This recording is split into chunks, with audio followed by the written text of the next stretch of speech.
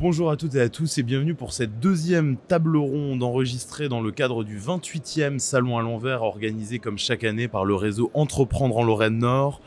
Une nouvelle fois cette année au gymnase Lamillière de Thionville auprès d'un grand mur d'escalade qui doit plaire aux entrepreneurs et aux responsables politiques qui cherchent la hauteur.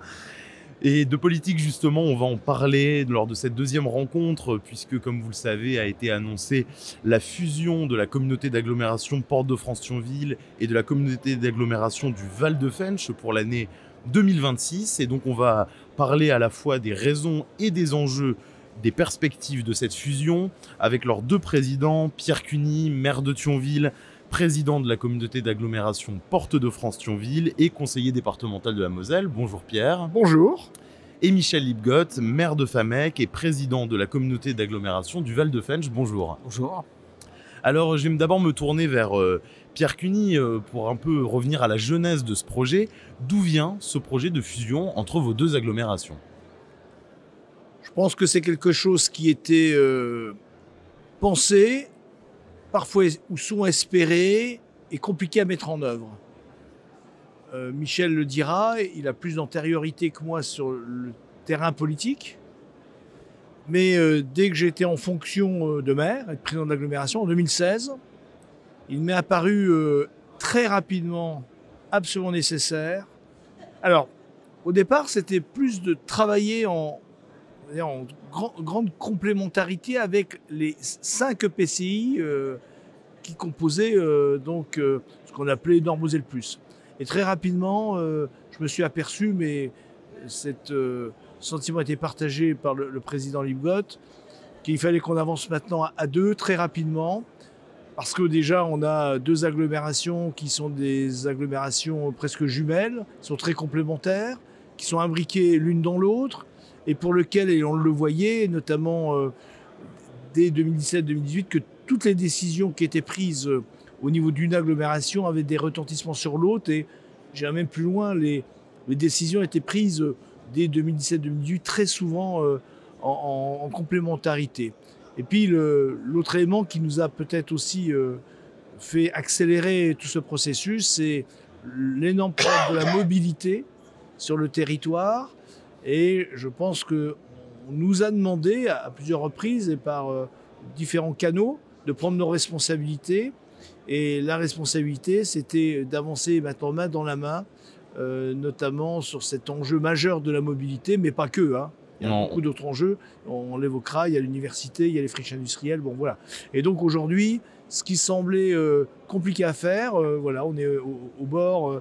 Je pense que d'ici à 1 mois et demi, les choses seront faites. Alors on imagine, Michel Lipgott, que c'est assez lourd à organiser, il doit y avoir des étapes juridiques, des services aussi à organiser, des transferts de compétences peut-être. Où est-ce qu'on en est concrètement aujourd'hui ? Alors avant d'en arriver là, permettez-moi quand même de confirmer les propos de Pierre Cuny, d'indiquer que depuis très très longtemps, en réalité, nos habitants vont l'un vers l'autre. Les gens de la Fensch vont vers Thionville, notamment pour les commerces, pour le tertiaire. Et d'un autre côté, beaucoup de gens de Thionville ou du secteur thionvillois vont vers la Fensch. Donc tout ça nous est apparu comme une évidence, longtemps freiné par des problèmes de personnes tout simplement.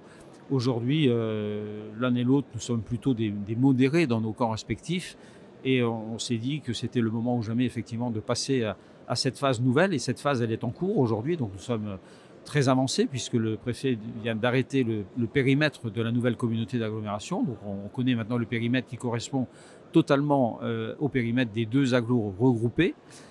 Il appartiendra maintenant de façon très démocratique et très claire, très limpide, aux conseils municipaux de voter dans les 3 mois. Les conseils municipaux devront se prononcer pour et contre. S'ils ne se prononcent pas, cela vaudra accord. Et donc on est dans un processus parfaitement démocratique. On en débat depuis des années. Et ce ne sont pas les communautés d'agglomération qui décident, mais ce sont bien les communes qui décident avec une majorité qualifiée. Donc on peut dire que ce sera vraiment le reflet de l'opinion des élus par leurs électeurs. Je reste avec vous un instant. Comment éviter lors de ce genre de fusion que les citoyens se sentent encore plus éloignés de la prise de décision ? Tout simplement en faisant en sorte, et de toute façon c'est notre volonté, mais c'est même l'évidence, nous sommes des élus locaux. Je reste maire, Pierre reste maire. Il n'est pas question qu'il y ait un seul service qui soit déménagé. Si effectivement on doit demain récupérer une carte de déchetterie ou on doit demain récupérer tel et tel document environnemental, il faudra qu'on puisse aller au plus proche. Et le plus proche, ce sera comme c'est aujourd'hui.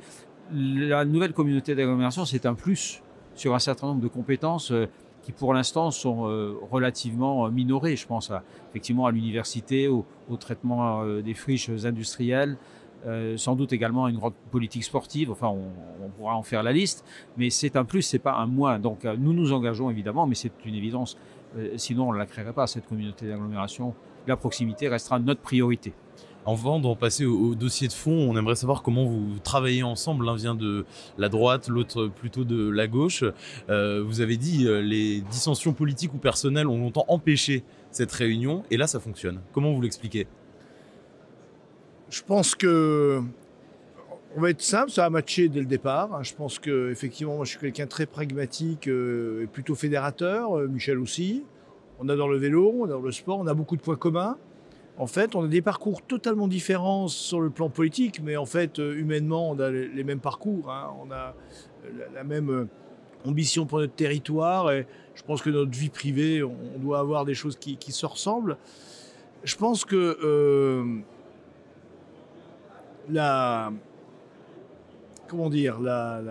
l'alchimie s'est faite très progressivement. Et donc, ça a commencé quand même par des coups de téléphone, des rencontres. Et puis, rapidement, on a instauré, depuis maintenant 2 ans et demi, des rencontres quasiment hebdomadaires. Alors, officiellement, c'est tous les 15 jours, mais quasiment, c'est 1 à 2 fois par semaine au téléphone.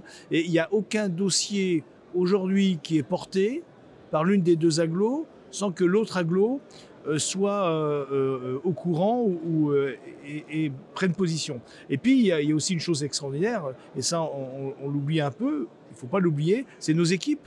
C'est-à-dire qu'aussi au niveau de nos équipes, parce que nous, on a emmené cette dynamique, mais au niveau de nos directeurs de cabinet, au niveau de nos directeurs généraux des services, des 2 côtés, et je pense qu'on peut leur rendre hommage, ça a aussi matché, et donc on a vraiment maintenant une équipe très solide de 6 personnes, qui sera l'exécutif de fonctionnement, hein, pas politique, de fonctionnement, qui matche très bien, avec une excellente complémentarité des uns et des autres, et aussi, là aussi, avec une complémentarité dans le caractère, dans le parcours de vie. Voilà, donc je crois qu'il y a eu un alignement des planètes, clairement. Et puis, c'est vrai que, alors là, politiquement, je pense qu'en France, je n'ai pas souvenir que 2 agglomérations de cette importance et d'opinions dites politiques, aussi divergentes à un moment donné, puissent se retrouver. Je crois que sur le plan politique, je suis du centre droit, Michel est plutôt un modéré du centre gauche, voilà.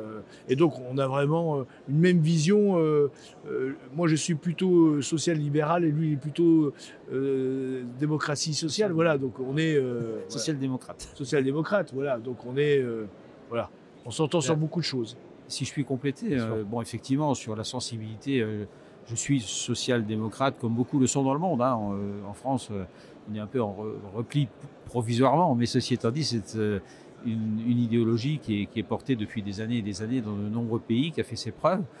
Je veux rajouter à cela que finalement, je suis président déjà d'une communauté d'agglomération où toutes les sensibilités sont représentées, hein, de l'extrême gauche à l'extrême droite, avec toutes les nuances possibles et imaginables. Je crois qu'on ne puisse pas faire mieux dans le pays. Et donc, finalement, on se rend compte que quand les élus travaillent sur le territoire, sur des projets concrets, ils arrivent à se mettre d'accord, même quand ils ne sont pas issus de la même sensibilité. Là, de surcroît, on est sur des sensibilités relativement, alors pas proches, parce qu'elles sont forcément différentes, mais dans nos corps respectifs, on est plutôt ouvert à la discussion. Et c'est vrai qu'il était facile de se retrouver sur des projets communs très concrets, puisque rien ne s'y opposait. Ce qui aurait pu s'y opposer, c'est que l'on n'en veuille pas en réalité. Mais je crois que c'était la caractéristique commune de l'un et de l'autre pour des raisons différentes. Moi, parce que j'y suis favorable depuis pratiquement une trentaine d'années. Pierre, parce qu'il a très vite compris qu'il y avait une alchimie qui pouvait se mettre en place très rapidement et qui faisait que nous allions effectivement devenir une grande agglomération, parce que nous étions 2 petites agglomérations. Et ce qui est important aujourd'hui, c'est d'être quand même identifié, reconnu sur le territoire, que ce soit régional ou que ce soit national. Et là, on le sera d'autant plus qu'effectivement, c'est sans doute assez exceptionnel que 2 communautés d'agglomération se regroupent. Ce sera 140 000 habitants, c'est ça à peu près? Plus même. Oui, on sera à 155 000, mais en 2026, on sera à 160 000 habitants. Donc Ouais, ce qui est une sacrée taille. Alors, commençons justement à parler du fond. Vraiment, vous avez parlé des enjeux de mobilité, Pierre Cuny. Quels sont, selon vous, sur ce sujet, les grands enjeux auxquels une fusion permettra de mieux répondre que la situation actuelle ne le fait? Alors, je pense que les grands enjeux de la mobilité sont les enjeux majeurs de notre territoire aujourd'hui, auxquels je rajouterai bien entendu le développement économique, clairement, et la restructuration de l'habitat à travers ces friches industrielles, et puis le développement de l'université. Mais si on revient sur la mobilité, aujourd'hui on a 2 défis majeurs.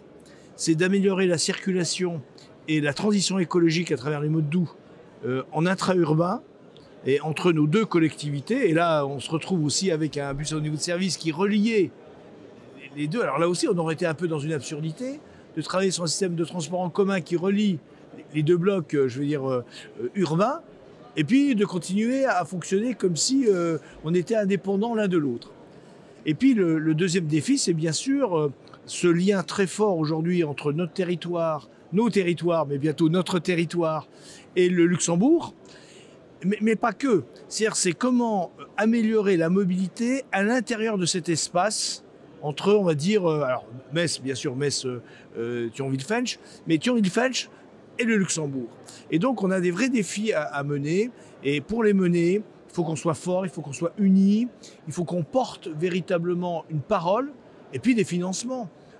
Si demain, il faut recapitaliser, on va dire, le SMITU, il faut qu'on soit ensemble dans la même collectivité et pas 2 collectivités qui, potentiellement, en fonction peut-être des élections municipales qui vont se dérouler d'ici 2 ans, se retireraient à nouveau la bourre et se retrouver dans une incapacité de proposer une situation. Ce qui a tué la mobilité, si je puis dire, et le retard que nous avons aujourd'hui, c'est ça.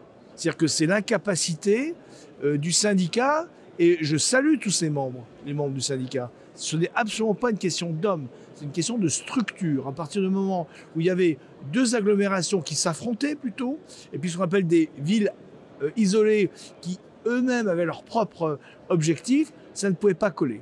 Aujourd'hui, clairement, le fait de fusionner a changé totalement notre vision, et que ce soit Michel ou moi, de toute façon, je le disais déjà l'année dernière, mais maintenant, c'est un fait. On parle à 2 voix. On parle à 2 voix, mais c'est qu'une seule voix qui est portée. Michel, oui. Je peux compléter sur 2 points, parce qu'on ne pourra pas tout dire en un temps aussi court, mais allons à l'essentiel. Les 2 exemples que j'ai cités, que Pierre a également cités, concernant l'université d'une part et les friches industrielles d'autre part. Il est évident aujourd'hui que la ville de Thionville dispose d'équipements, également d'équipes universitaires. C'est moins vrai du côté de la Fensch, parce que nous sommes plutôt spécifiquement industriels, avec encore de très très grandes entreprises. Il y a 2500 personnes qui travaillent dans la sidérurgie. Il y a 2 grosses zones industrielles, la Felletière, Saint-Agathe. Et demain, nous aurons en plus le site de Patural. Donc on voit bien que sur l'université, nous avons, nous, à progresser, en tout cas à travailler de façon intelligente avec Thionville, peut-être pour faire par exemple de l'U4, qui aujourd'hui est à la pointe, je dirais, du digital et du numérique, le site préférentiel de ce secteur dans un domaine universitaire. L'autre exemple, c'est la friche Patural. Aujourd'hui, je crois que même en Lorraine et dans le Grand Est, il n'y a pas de friche aussi importante. Il était essentiel que nous puissions donner cette friche à une interco capable véritablement de la développer en partenariat avec chaque maire, le maire de Srémange, le maire de Florange, le maire d'Hayange, mais en tout cas que la force de frappe se situe au niveau de l'agglo, parce que à l'heure où on n'a plus le droit de transformer des terres agricoles en terres industrielles, pour nous, cette friche devient une véritable richesse. Qu'est-ce qui va se passer d'ailleurs sur cette friche? Il y a actuellement des premiers travaux qui sont menés. Oui, 50 dépollutions. Oui. Elle est extrêmement polluée, à minima, pour un retour vers une vocation industrielle. Il faudra qu'on aille au-delà si on veut faire effectivement du logement, si on veut faire des équipements publics, ce qui est notre volonté. Donc c'est un long travail qui nécessite effectivement la mobilisation de moyens considérables depuis l'Europe jusqu'à nos collectivités locales, et qui justifie d'autant plus effectivement qu'elle soit prise en charge, cette friche, par une communauté solide avec toutes les sensibilités possibles. parce qu'il faut aussi aller chercher effectivement des moyens à l'extérieur. Et je pense que notre diversité, là, va devenir une richesse en réalité. Il n'y aura pas de politique politicienne, il y aura simplement la volonté de l'un et de l'autre d'aller chercher là où il connaît des gens, les moyens dont on doit disposer pour être plus efficace. On parle de pâtural, un autre site important, Pierre Cuny, c'est le port d'Illange. Quelle sera sa place dans la nouvelle agglomération ? Ça, j'ai envie de dire, c'était presque le trait commun déjà entre les deux collectivités, parce que ça restera un syndicat. Là, clairement, alors c'est vraiment typiquement un syndicat qui est ouvert d'ailleurs aux autres collectivités. D'ailleurs, je pense qu'on peut aussi, Michel et moi, s'exprimer clairement là-dessus. Nous voulons travailler fusionnellement sur les projets avec les collectivités qui nous entourent. Clairement, on n'est pas cette très grosse agglomération va nous donner une capacité d'ingénierie bien sûr nettement supérieure qu'actuellement, une lisibilité, un poids politique. On va peser dans la direction. Hier, vous savez qu'il y a un schéma territorial aujourd'hui de l'université qui se développe aujourd'hui sur la Moselle à l'initiative, en Lorraine du maire général, mais en Moselle à l'initiative d'Hélène Boulanger, la présidente. Et donc hier, j'ai assisté à cette conférence et on voit bien que Thionville, alors maintenant Fench, est parfaitement identifié dans ses projets. Et j'ai réitéré notre volonté avec le président Lipgott de développer un deuxième campus. Le campus Cormontagne va être saturé. On a le problème de la faculté de droit qui va arriver 2025-2026. Là, il faudra que j'en parle avec justement Michel Lipgott pour savoir quelle est la meilleure temporalité. Mais on sait très bien qu'aujourd'hui, il faut qu'on amène et qu'on développe effectivement sur l'U4 un écosystème autour, et là, je pense qu'on partage aussi cette vision, autour du numérique. Mais au sens large, le Tipeee, le fameux Tipeee thionvillois qui va se réinstaller pour un temps, je le dis bien, dans des nouveaux locaux, dans le nouveau bâtiment, ce qu'on appelle de la nouvelle agglomération, mais qui au départ était uniquement pour Port-de-France-Thionville, je le précise, ce n'était pas quelque chose qui avait été entériné sur notre fusion. Mais demain, on peut très bien imaginer qu'il déménage et qu'il s'installe dans un écosystème avec le Digital Lab, il y a Metafench qui est pas loin, enfin, il y a tout un système. Je veux dire, il faut vraiment qu'on positionne ce campus sur numérique et industrie. Voilà. Il faut vraiment qu'on soit à la pointe dessus. Et là, je peux vous dire que ça attirera énormément de jeunes sur cet espace, je le dis bien, franco-luxembourgeois. Michel Lipgott, de quelle manière le territoire va répondre aux défis lancés par la loi Industrie verte, qui a été définitivement votée au Parlement il y a quelques jours? Et puis, d'abord, quelles sont les obligations que crée cette loi pour des collectivités comme futur comité d'agglomération Thionville-Fench? Nous avons à définir, en lien avec les communes, d'ici la fin de l'année, les différents secteurs de nos agglomérations respectives qui sont concernés. On est aussi dans une situation particulièrement favorable dans la mesure où des industries produisent effectivement de l'énergie aujourd'hui et nous avons une réflexion qui est déjà engagée d'ailleurs mais qui sera encore plus concrète lorsque nous serons regroupés sur l'utilisation de la chaleur fatale. Ce sera sans doute innovant puisque peu de réseaux existent en réalité en France. Donc c'est plus aujourd'hui dans une stratégie de programmation que nous nous situons. On n'est pas encore dans le concret de la réalisation. Mais l'époque nous permet effectivement de travailler ensemble dans les 2 années qui viennent jusqu'à la création de la communauté d'agglomération pour être effectivement opérationnelle avec les communes. Je rappelle que les communes vont garder, bien sûr, à travers le PLU, la maîtrise de leur sol. Je crois que c'est une volonté à la fois des agglos, mais c'est aussi une volonté des communes.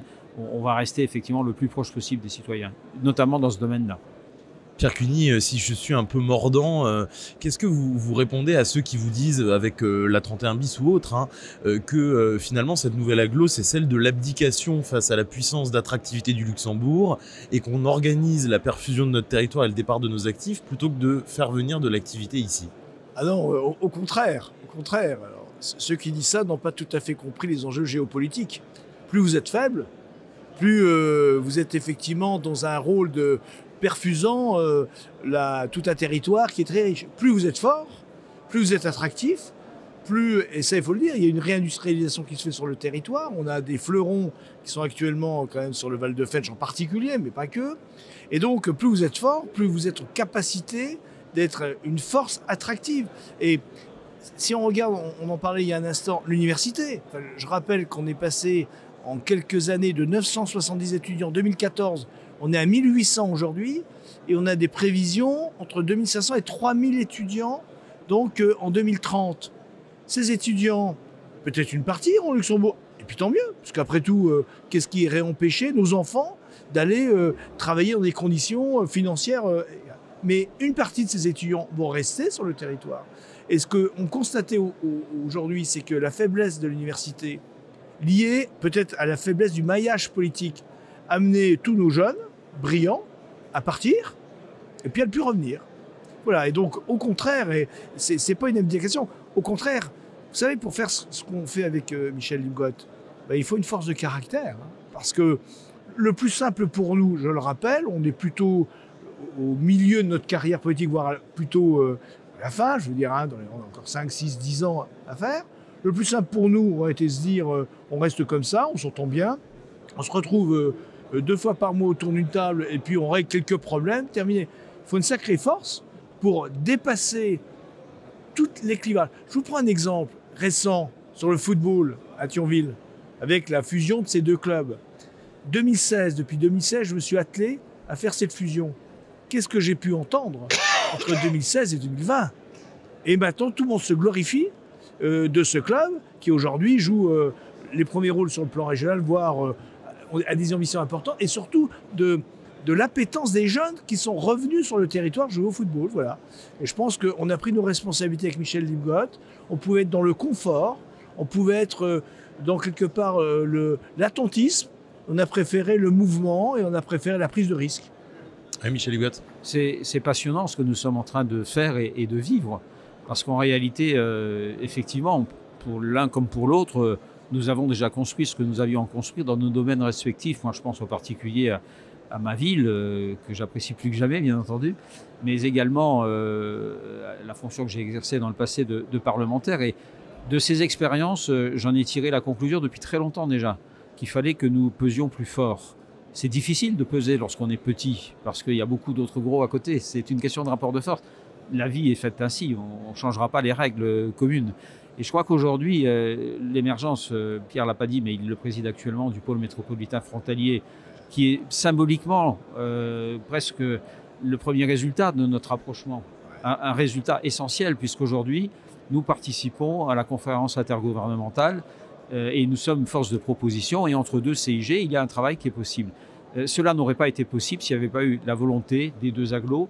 Le préfet a envisagé, et l'État, le gouvernement français l'ont envisagé, parce que nous étions suffisamment forts. J'allais vous parler justement de l'avenir de ce pôle métropolitain frontalier avec la Grande Agglo. Est-ce qu'on peut imaginer demain un transfert de compétences, des moyens propres affectés à ce pôle ? Il existe juridiquement des possibilités d'évolution vers un groupement européen. Oui. Ça existe dans d'autres régions d'Europe. Et donc, je crois qu'il faut qu'on se fixe cet objectif d'arriver effectivement. Alors, ça ne se fera pas du jour au lendemain, on va déjà fusionner. Et dans un deuxième temps, d'avoir un outil opérationnel à côté, peut-être un peu plus large, puisque le PMF rassemble des communautés avec la grosse communauté ou l'immense communauté d'agglomération que nous serons. Les autres, bien sûr, ont toute leur part, hein, puisque nous ne sommes pas les seuls à être frontaliers. Il y en a qui sont même plus frontaliers que nous encore. Mais en tout cas, on peut devenir, à travers ce PMF, un outil opérationnel des collectivités locales que nous sommes aujourd'hui. Et ça, c'est particulièrement intéressant et passionnant. Et là, on serait effectivement essentiellement sur la relation avec le Luxembourg, mais qui est très concrète. Hein. On parle de quoi? On parle de petite enfance, on parle de santé, on parle de mobilité. C'est notre vie quotidienne qu'on est en train de jouer là avec le Luxembourg aussi. Avec le développement endogène ici d'équipements et de services qui, pour partie, seront peut-être financés par le Luxembourg. En tout cas, c'est une des perspectives que nous nous fixons. Pierre Cuny, un autre enjeu important, on en parlait il y a un instant avec Jean-François Carpentier, le délégué régional d'Engie Grand Est, la question de l'indépendance énergétique des collectivités face notamment à la crise énergétique mondiale. De quelle façon, quels sont les outils, les leviers que vous pouvez activer? On parle notamment depuis quelque temps d'un réseau de chaleur. Où ça en est cette histoire? Alors je pense qu'avant de parler du réseau de chaleur, parlons déjà de l'autosuffisance en eau. Oui. Parce que pour moi, c'est presque l'enjeu majeur de notre territoire. Nous avons la chance, alors là, sur le territoire thionvillois, il y a de l'eau, de pouvoir demain être complètement autosuffisant pour, on va dire, sur les 13 communes, sur 8 communes sur 13, puisque les 6 autres sont sur le plateau et donc sont plutôt dans un autre syndicat. Même chose sur le plan du Val-de-Fensch, puisque les communes du bas de vallée, on va dire, sont et pourront demain être complètement autosuffisantes. Donc ça, c'est un élément majeur. Et on aura à réfléchir très rapidement avec le président Lipgott sur notre position vis-à-vis du syndicat CEAF pour qu'on reste toujours pareil dans une forme de communauté. Il n'est pas question de s'opposer, mais l'objectif que nous devons nous fixer, c'est l'autosuffisance en eau. En ce qui concerne l'énergie, on a une chance énorme quand même sur le territoire, c'est déjà une production nucléaire, et ça on l'oublie trop souvent, production nucléaire, et dans ce réseau de chaleur, potentiellement ce qu'on appelle la chaleur fatale, la chaleur récupérée à travers l'industrie, effectivement, on a un vrai projet de réseau de chaleur partant de ces chaleurs fatales, mais qui pourrait être étendu. Et ça, je le dis, je ne suis pas sûr que le président Lipgott était au courant. On va avoir une rencontre tous les deux très prochainement avec CatNum, avec le centre de production nucléaire, ce qui permettrait d'avoir effectivement un maillage total et, j'ai envie de dire, un environnement vertueux entre la production industrielle et la chaleur. Ce qu'il a aussi, puisque vous savez très bien que nos populations sont très rétives aujourd'hui lorsqu'on parle d'industrie, de réindustrialisation. Et là, ça permettrait quand même d'avoir aussi une pierre supplémentaire dans notre jardin, si je puis dire, pour dire, voilà, il faut repartir sur une réindustrialisation parce que derrière ça, c'est l'indépendance, on parlait de la chaleur, en eau. Donc, c'est tous ces problématiques. Je crois qu'il faut vraiment que cette grande agglomération ait des grandes ambitions, et notamment à travers, alors je le redis bien, l'eau, pour moi, c'est essentiel.